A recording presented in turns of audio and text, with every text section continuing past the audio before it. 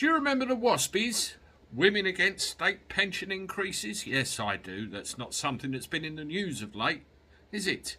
But it's still a thing. This issue still exists for a lot of women, and it's been made increasingly harder for some because of the cost of living crisis. My mum herself was a WASPI woman. She's now in receipt of a state pension, but a lot later than she thought she would be.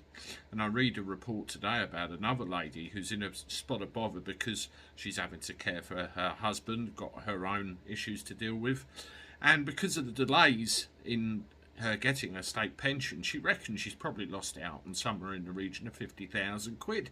Not good.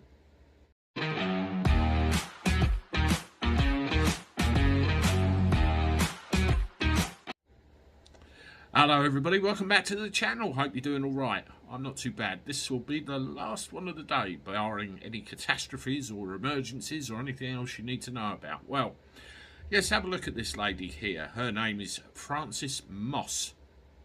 She lives in Preston, according to the press, and she's a WASPI woman. You know, she reckons over the course of time she's probably lost out on somewhere in the region of £50,000 of pension payments because of the move in the goalposts. And she still hasn't officially been told after all these years by the DWP that the pension age has been raised. Now, her original plan was she wanted to retire at a certain age.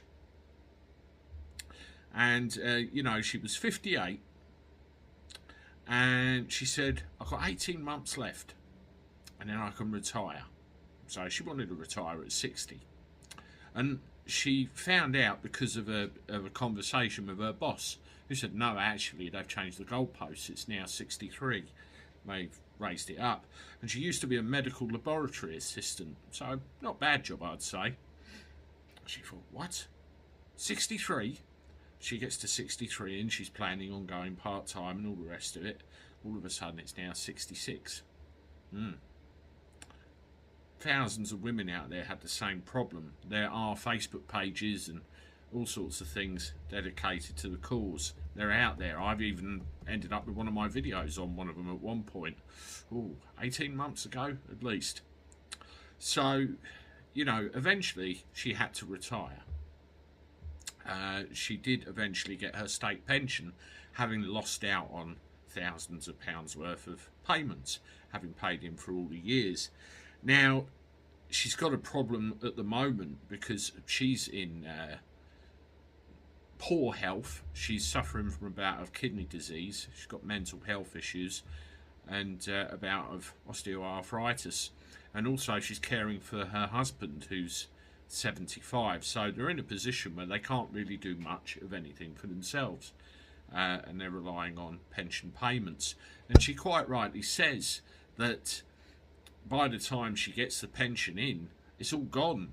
You know, they never got the previous payments.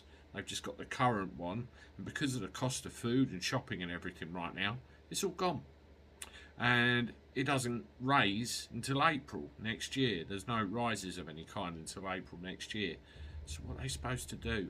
Now, this is an example of, you know, I hope you've got the local neighbourhood looking out for them, family and everything, seeing what they've got to do. And, you know, my friend Sanity Checkers, Ryan, brought out a video yesterday, which you can go across to his channel and have a look at, where he talks about little communities of people forming, and we think that's the way it's going to go. I totally agree. I mean, how the hell else are we going to get out of this mess unless we watch each other's back? But, you know, initially the WASPIs were hard done by because they lost out on their pensions. You plan for your retirement, but then you roll forward to now. It has an additional effect, doesn't it, with the cost of living crisis. Are you a WASPI? Let me know what you think. And any other comments you might have too. I'm off. I'll see you tomorrow.